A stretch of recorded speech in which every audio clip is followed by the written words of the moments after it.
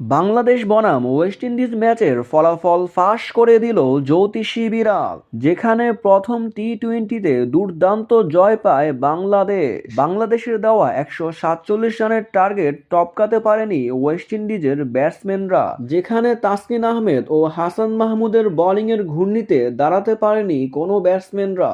অন্যদিকে ওয়েস্ট ইন্ডিজকে চাপিয়ে ধরে মেহেদী হাসান, তার জাদুতে কাবুকাত হয়ে যায় ওয়েস্ট ইন্ডিজ। তাই তো ওয়েস্ট ইন্ডিজের বিপক্ষে প্রথম টি-টোয়েন্টিতে 7 রানের জয় পায় বাংলাদেশ দল। তারপরেই বাংলাদেশের সামনে সিরিজ জয়ের একটি দারুণ সুযোগ আছে। তাই তো দ্বিতীয় টি-টোয়েন্টিতে মাঠে নামবে 18ই ডিসেম্বর বাংলাদেশ। খেলাটি অনুষ্ঠিত হবে ভোর 6টায়। এই ম্যাচেও বাংলাদেশ চাইবে ওয়েস্ট ইন্ডিজকে হারিয়ে সিরিজ জয় করতে। তবে এই ম্যাচের আগেই ফলাফল ফাঁস করে দিল জ্যোতিষী বিড়াল, যেখানে দুই দেশের পতাকা রাখা হলে বাংলাদেশকেই বেছে নেয় জ্যোতিষী বিড়াল। তাহলে কি বাংলাদেশ এবার ওয়েস্ট ইন্ডিজকে তাদের মাটিতেই হারাতে যাচ্ছে?